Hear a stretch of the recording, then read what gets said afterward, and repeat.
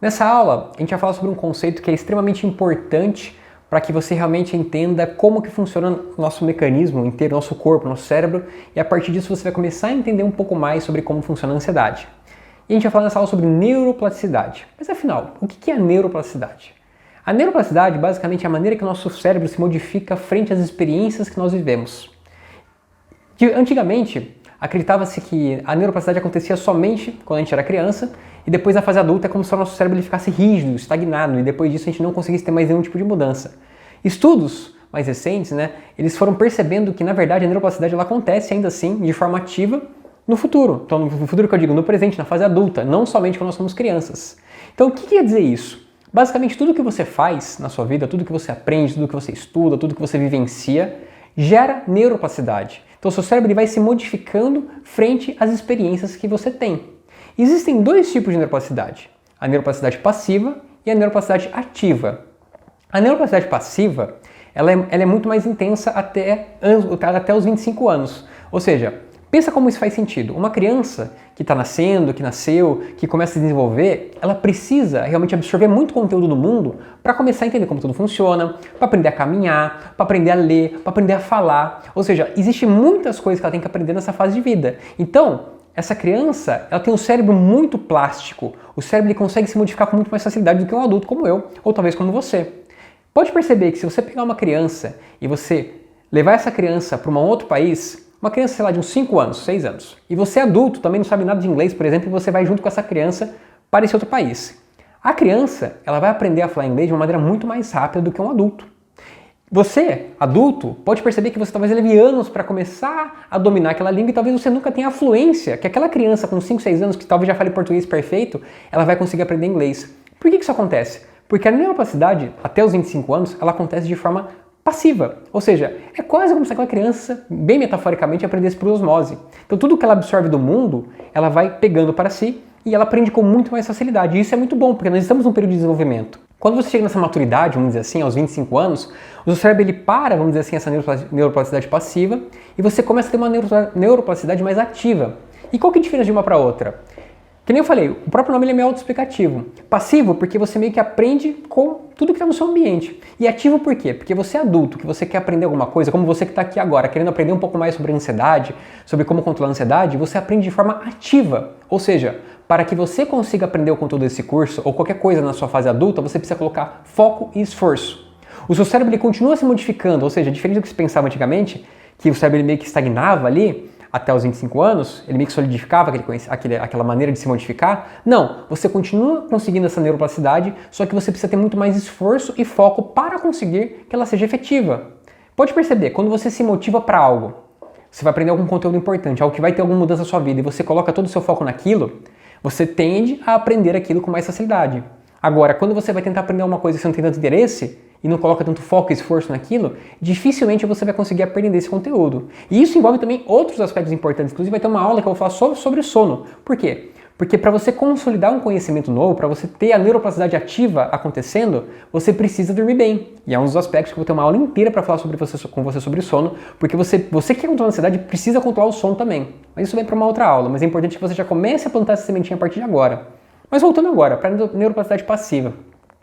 Vamos pensar um pouco nessa questão que eu falei, que a criança ela aprende meio que por toda a experiência que ela passa ali, e de uma maneira muito fácil. Isso é bom e isso é ruim. Por que é bom? Porque ela precisa aprender muita coisa. Então, ou seja, quando ela está aprendendo uma língua nova, quando ela está aprendendo algum conhecimento novo, aprendendo a andar, etc., ela está aprendendo, então isso está, vamos dizer assim, construindo quem ela é.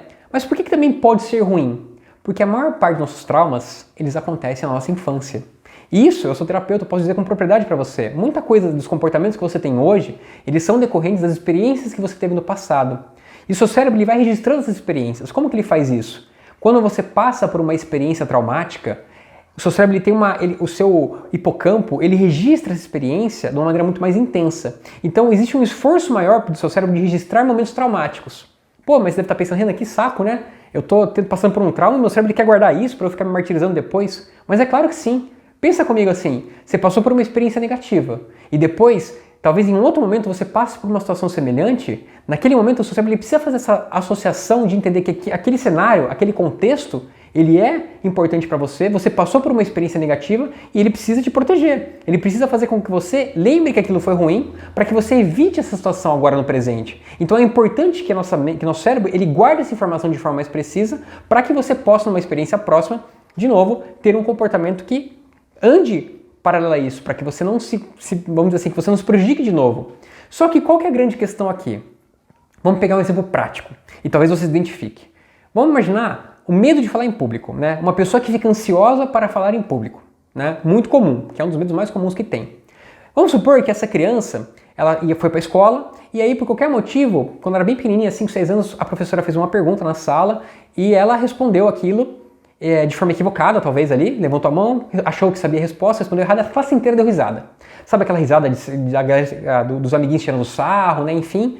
E aquilo nela gerou uma experiência traumática, ou seja, poxa, eu respondi a pergunta da professora e por qualquer motivo aqui eu não estou conseguindo lidar com isso, né? Não estou conseguindo, né? Todo mundo riu de mim, passei vergonha, beleza. Passa um tempo, numa segunda experiência, talvez, podem acontecer algumas coisas aqui agora.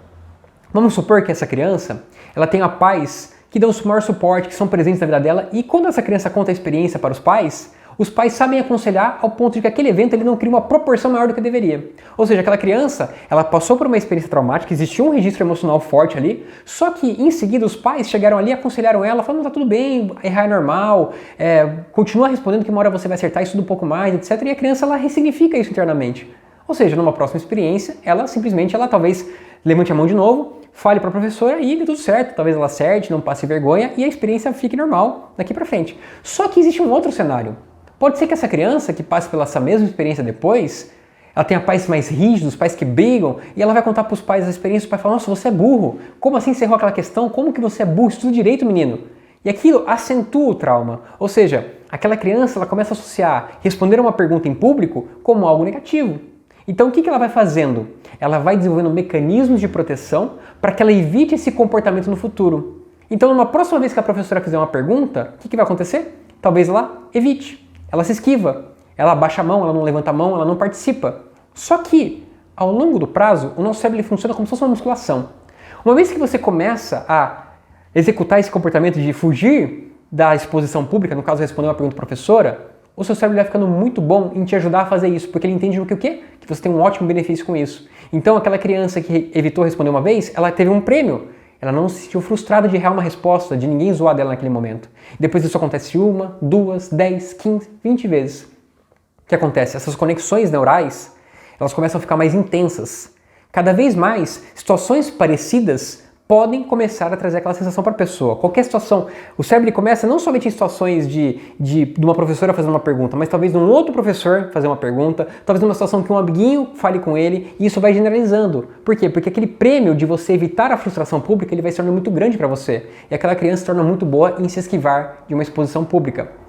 Bom, aonde eu quero chegar? Que depois de muita repetição, o cérebro ele fica muito tolerante a essa experiência, a saber o caminho mais fácil, que é fugir da exposição pública. Então isso pode se tornar um adulto com medo de falar em público.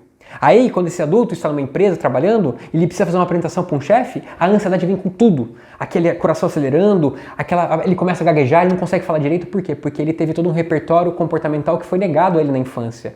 O cérebro tinha muita plasticidade e ele, a partir disso, ele não teve recursos para poder agir de uma outra forma. E isso, com o tempo, quanto mais você se repete esse comportamento, quanto mais você se esquiva, mais forte se intensifica. Então a ansiedade ela vai crescendo cada vez mais, até que se torna insustentável. Então ela não consegue simplesmente mais falar em público. Se identificou? Então, para vocês entenderem como o ambiente e o contexto é importante para que você realmente consiga controlar essa ansiedade. Talvez num outro cenário, que nem eu expliquei, a criança tivesse tido um outro caminho pela frente. Só que a boa notícia é que mesmo que você esteja nesse ponto agora, que você não consegue falar em público ou tem ansiedade por outros motivos, nosso cérebro continua sendo plástico. Mas para você conseguir uma mudança a partir de agora, você precisa de foco e esforço, que é o que você está fazendo aqui agora na aula. Bom, era isso que eu queria falar hoje para vocês sobre neuroplasticidade. Nos vemos na próxima aula. Um abraço e até mais.